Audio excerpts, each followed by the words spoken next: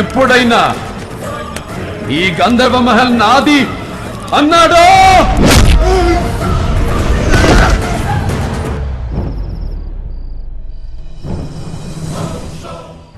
అంటే నాన్నగారు ఇక్కడే ఉన్నారా?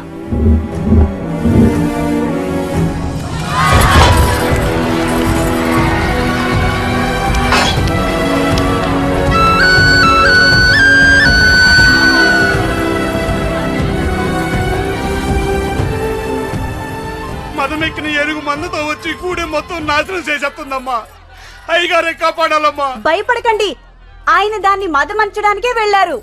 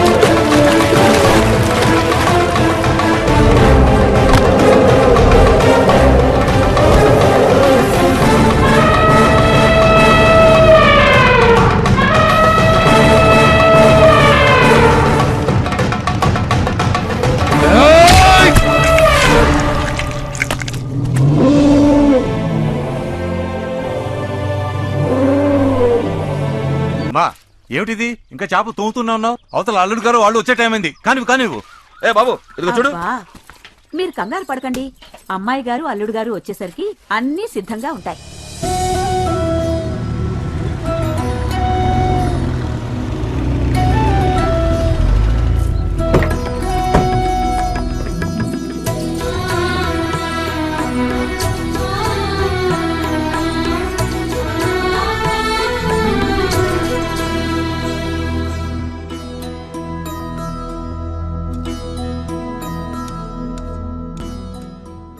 ఏమిటి భూపతి ఆ కథకడం? 10 మంది తినే ఏటపోతుని మీ నాన్నగారు మా నాన్నగారు ఇద్దరే తినేసేవారు. అయినా ఇంటల్లుడు పోయి ఉండి నువ్వే ఇలా మొహమాట పడితే ఇక వీళ్ళేం తింటారు? అవునరా భూపతి, ఆ రోజుల్లో రాయుడు గారి నాన్నగారు మీ నాన్న కలిస్తే విందు భోజనాలే. ఆ భోగమంతా మా బావగారితోనే పోయిందనుకున్నాం. కానీ మా మేనల్లుడి చలవ వల్ల ఈ వైభోగం అంతా మళ్లీ చూస్తున్నాం. లేవాడి అయ్యా, మీ వాడికి ఆస్తులు లేకపోయినా వారి తండ్రి గారు ఇచ్చిన మాటకి విలువ ఇచ్చి పిలిచి మరీ చెల్లెలిచ్చి పెళ్లి చేశారంటే వారసుడుగా అది వారి గొప్పతనం. వెంకట్రావు గారు, వారసత్వం అంటే పెద్దలిచ్చిన ఆస్తులను అనుభవించడం కాదు, వారి మాటకు విలువిచ్చి వారి పరువు ప్రతిష్టల్ని నిలబెట్టడం వారసుడి ధర్మం. చూసావా, అది రాయుడు గారు అంటే. అంతేనయ్యా, వెనకాల ఆస్తులు లేనోడు ఏం మాట్లాడినా చలదులే. రాజారావు గారు, ఏమిటా మాట? ఎప్పుడైతే భూపతి ఈ ఇంటి అల్లుడని మా నాన్నగారు మాటిచ్చారో అప్పుడే రుద్రమనేని వంశ గౌరవ ప్రతిష్టలకు ఆస్తి అంతస్తులకు భూపతి వారసుడు. అయినా తరతరాలుగా ఈ పరంపరలో విలువ మాటకే గాని ఆస్తులకు ఆడంబరాలకు కాదు. అయ్యా నా ఉద్దేశం. మీ ఉద్దేశం ఏమైనా ఇలాంటి మాటలు ఇక మీద నాకు వినిపించకూడదు. 100 సార్లు చెబితే అబద్ధం నిజం కావచ్చేమో కాని 1000 అబద్ధాలైనా ఒక్క రాతను ఏమీ చెయ్యలేవు. శేషయ్య, అయ్యా వకీలును పిలు.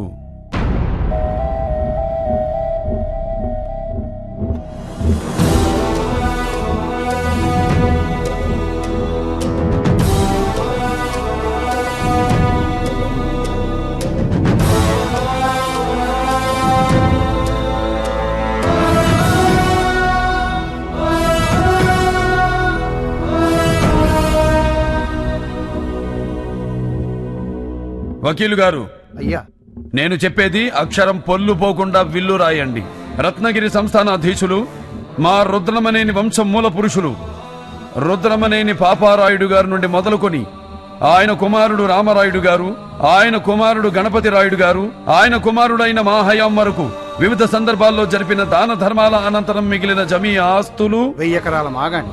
అందులో సగం నా తోడపుట్టిన నా చెల్లెలు జగదాంబకు పసుపు కుంకుమలుగా ఇస్తున్నాను.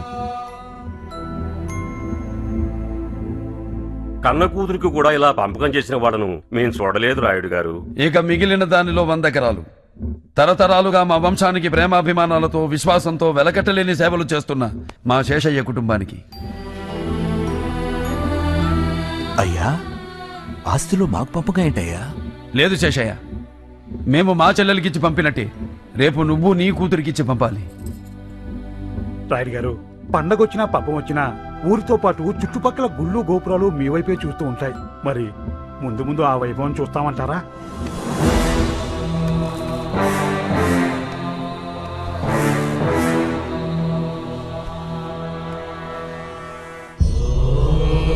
వకీల్ గారు, అయ్యా, ఇక మిగిలిన దానిలో సగం మా కులదైవం శ్రీ లక్ష్మీ నరసింహస్వామి వారికి ధూపదీప నైవేద్యం నిమిత్తం కైంకర్యం చేస్తున్నాం. రాయుడు, గంధర్వ మహల్ అంటే దాన ధర్మాలకు మారు పేరు అన్నమాట ఎప్పుడూ నిజం చేశావు. నీ తాతలు, నీ తండ్రి నీ భుజాల మీద మోపిన మీ వంశ ప్రతిష్టను ఆకాశం ఎత్తుకు తీసుకెళ్ళావు కదయ్యా. అవును రాయుడు గారు, వంశపారంపర్యాన్ని దైవ కార్యానికి ధారాతత్వం చెప్తున్నారంటే ఇంతకన్నా ధర్మం చూడలేమండి.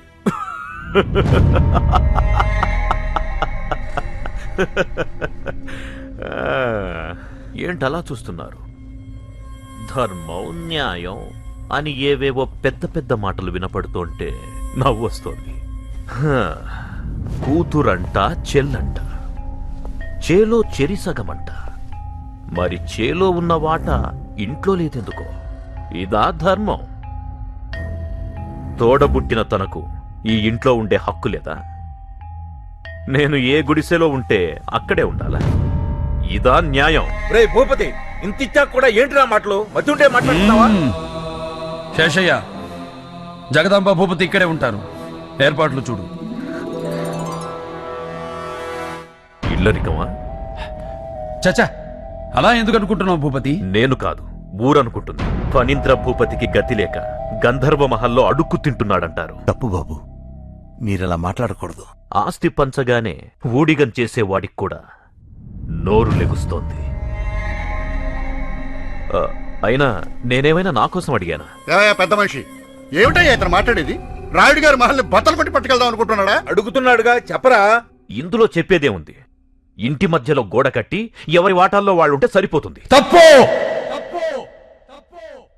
తప్పు భూపతి, నువ్వు మాట్లాడేది తప్పు. బొమ్మలు తిరిగిన బ్రిటిష్ వాళ్ళు ఆక్రమించాలని చూసినా వాళ్ళ నీడను కూడా పడనిమని మా పూర్వీకుల పౌరుషానికి, ధైర్యానికి నిలువెత్తు సాక్ష్యం ఈ గంధర్వ మహల్. అలాంటి మహల్ను 2 భాగాలుగా విడగొట్టడం అంటే లేదు. నా కంఠంలో ఊపిరి పోయినా అది జరగదు. శేషయ్య, మనం తోట బంగ్లాకు పెడుతున్నాం. అన్నయ్య, అన్నయ్య, వద్దన్నయ్య, మీరు వెళ్ళొద్దన్నయ్య. మీ అన్నయ్య ఏం చేసినా నీ మంచి కోసమేగా. నీ సుఖం కంటే మాకేం కావాలి? నువ్వేంటి ఆడపడుచువి. ఇక్కడ నువ్వుంటే ఒకటి, మేముంటే ఒకటా చెప్పు. మీరు వెళ్తే నా మీద ఒట్టే అన్నయ్య. తప్పమ్మా. ఏమిటిది? నీ పాదాలు కందిపోతాయని చిన్నప్పటి నుంచి ఎత్తుకుని ఈ గుండెల మీద పెంచానమ్మా నేను. నీ నడక కూడా నా కాళ్ళతో నడిచానని ఈ మహల్ నా మీద అలిగినట్టుందమ్మా. అందుకే వెళ్ళిపోమంటుంది. అయినా నేనెక్కడికి వెళ్తానమ్మా? నువ్వు పిలిస్తే కళ్ళు మూసి తెరిచేలోపు నీ ముందుంటాను. వస్తానమ్మా.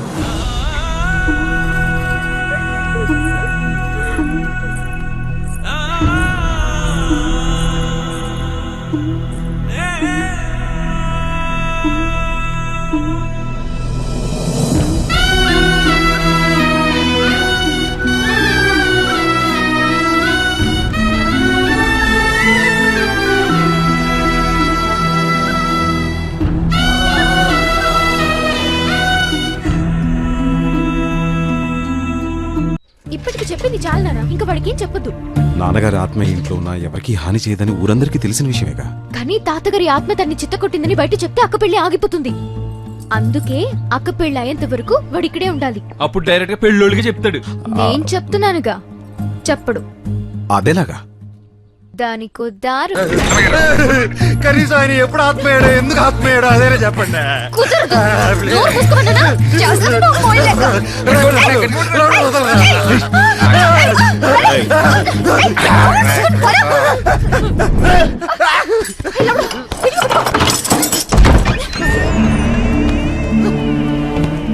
నాకు ఇప్పుడు అర్థమైంది.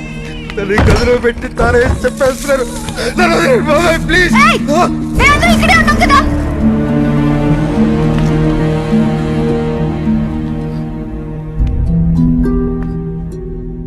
ఈ మహలన్నా ఈ గదన్నా మా నాన్నగారికి చాలా ఇష్టం. ప్రతి వస్తువుని ప్రాణంలా చూసుకునేవారు.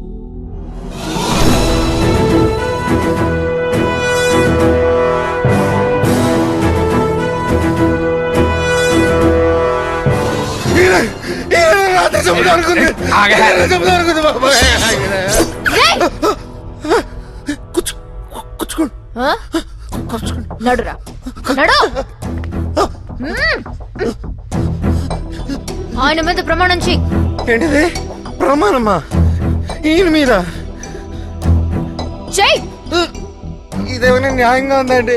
ఎవరైనా అమ్మ మీద, దేవుడి మీద ఒట్టేయబట్టారు, ఆత్మ మీద ఒట్టేయడం ఏంటంటే? నేను చెప్పింది చెప్పరా. విశాల పెళ్ళయ్యే వరకు, విశాల పెళ్ళయ్యే వరకు, విశాల పెళ్ళయ్యే వరకు ఈ ఇంటి కాంపౌండ్ దాటను. ఈ ఇంటి కాంపౌండ్ దాటను.